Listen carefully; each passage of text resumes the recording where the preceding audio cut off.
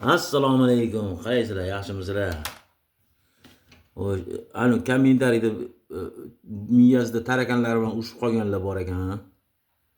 O'shalarga nima deydi? Nima qushi nima deydi? Qushi kasal bo'lib qolganiga qushi kasal bo'lib qolganiga xursand bo'lyapsizmi? Invalid bo'lib qolganiga deb. Avzar desada. Ey inson o'sha miyangdagi tarakanlaring bilan kelishib olgan, to'g'ri fikrlashni o'rganlaring. Odamni aniq qilish kerak. Shunchaki fikrlash kerak emas, chuqur fikrlash kerak. Ya'ni tafakkur. Tafakkur bu biron bir narsa to'g'risida chuqurroq, juda ham chuqur, o'ta chuqur fikrlash, o'ylash to'g'risida ma'nosini beradi. O'shaning uchun tafakkur qilish kerak. Og'ziga kelgan narsani yozaverib gunohga botirish kerak emas. Men bu qushni, men abobil qushini kasal bo'lganiga emas, o'sha ko'zi ko'r bo'lib qopti, soch patlari yulingan, qanotlari singan, uzilgan. Mana ko'ryapsizlarmi? Mana chap qanoti umuman pashti yarmi yo'q. Buni bilmayman ancha vaqt boqishimga to'g'ri keladi. Juda ham haqiqatda ruchnoy qo'l ekan, qush ekan. Faqat qo'lda o'tirish xohlaydi. Boshqada pitirli yurar ekan. Shu qo'lingga chiqib olib, mana shu yerda anaqa qilishni yaxshi ko'rar ekan. Qisqasi bu qushni aynan menga nasib qilganidan, mana shu ahvolda qiynalib qolganidan emas, shuni davolash, shuni boqish, anaqa narsa menga nasib qilganidan men xursand bo'laman. Bu ham har kimga ham nasib qilaveradigan narsa emas. Juda kamchiligi odamga nasib qiladi bu. O'shaning uchun saqal o'ylab yozganda. Endi seni bloklab tashladim-ku. Sendagi подписчик ham kerak emas.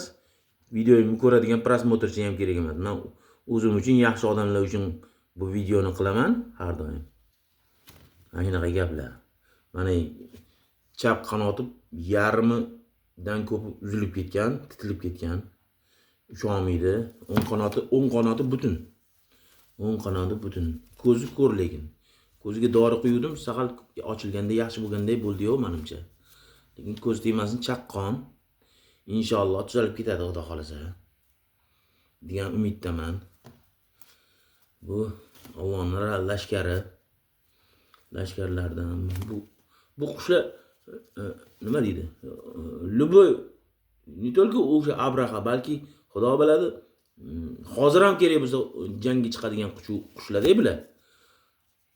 Hozir ham balki jangga chiqib qolishi mumkin. Anu la'natlar Trumpga o'xshaganlar anaqa bo'lib qolsa, hujum qilib qolsa, bilib bo'lmaydi-da. O'shanga hech bo'lmasa o'zimiz qarshilik ko'rsata olmagandan keyin, o'zimiz tilimiz qisuv bo'lgandan keyin qiyin ahvolda, haqiqatda o'zimiz nochor ahvoldamiz.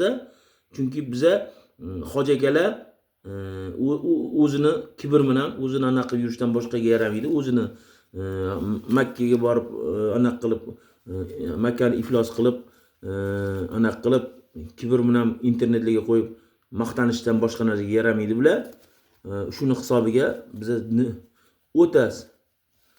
o'ta nochor ahvoldamiz, o'tar. O'shaning uchun balki mana shu ham balki o'sha jangda balki o'sha jang bo'lib qoladigan bo'lsa, mana shu qush ham balki uchib tosh bilan dushmanlarimizga hujum qilar. Shu niyatda men bu narsa qushni boqoman, katta qilman, davolayman. Maqsadim shu. O'sha bir yaxshilikka o'zim o'shada qatnasha olmasam, balki boshqa qatnashar. Mana shuni bolalari qatnashar balki. Bu haqiqatda Allohning lashkarlaridan biri.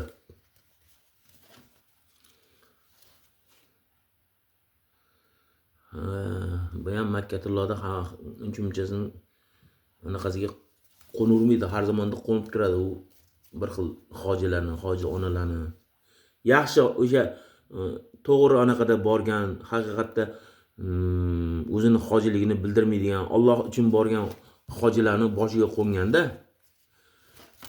qushlar, hayvonot dunyosi bizdan ko'ra yaxshiroq biladi. Men eshitgandim, qushlar, umuman hayvonot zoti, hayvonlar tasbih etmasa, hamd keltirmasa, doim hamd keltirib yurar ekan, o'shani hisobiga rizq berar ekan Xudo. Agar hamd bildirmasa, o'sha tasbih anaqalarni hamd sano anaqa etmasa, o'sha zoti o'lar ekan barcha hayvonotlar. O'shaning uchun ular har doim shu zikrda ekan. Mana shunaqa gaplar deb eshitdim. Omon bo'linglar, sog' salomat bo'linglar. Hozir buni boqishim kerak, men buni mana ovqatni olib kelganman, qurtlarni og'ziga beraman, solib qo'yaman og'ziga. Bilmadim, endi bu berganimni yeyolmayapti-da, juda yedira olmayapman, yo anaqa qila olmayaptimi, negadir ertalab ham zo'rg'a yedirdim. Og'ziga ochib suvni ham shprisda beryapman.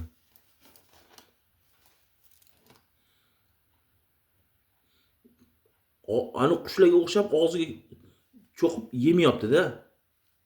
Mana sovonman, yemayapti. Qonni to'q desam, to'qqa o'xshamaydi. 2 dona yedi, yegan bo'lsa kechadan biri. Yeyish kerak edi, hayronman. Ye. Ha. Og'ziga tiqib qo'yganman, yemayapti shuni. Ye, ye. Ye. Bismillah. Ye. Ye.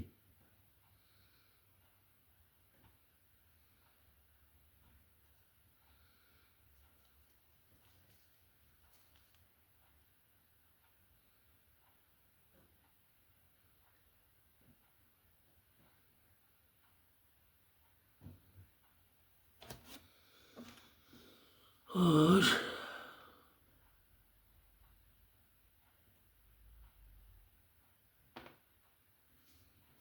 Mana shu qurtga hayron qolganman-da, qurtga. Qurt dushgan joy o'rmalab teshiklarga kirib ketish kerak-da. Lekin shuni og'zini bilyaptimi deyman-da. Shu tiqqan anaqamga qaytib chiqib ketishyapti qurtlar.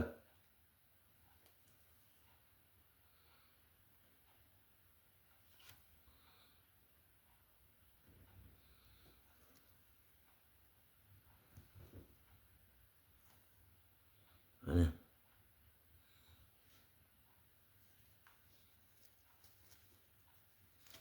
yedi, xudo xolasa. Inshaalloh yedi mana bittasini. Yedi. Yaxshi, kechgacha endi amallab turadi. Yedi. Xursandman. Ertalab ham bitta berdim. Hozir ham bitta berdim. Yutvardi. Yaxshi. Xudo xolasa.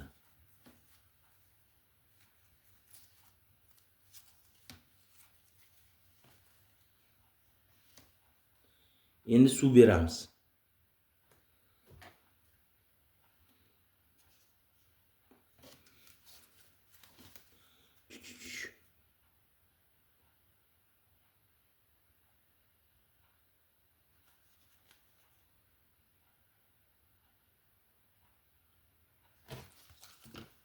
Chiqib ketdi ovqati. Yo'q. Yeyapti.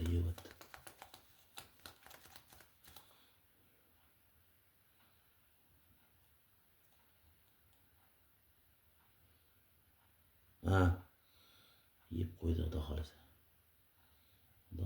Yeb qo'ydi.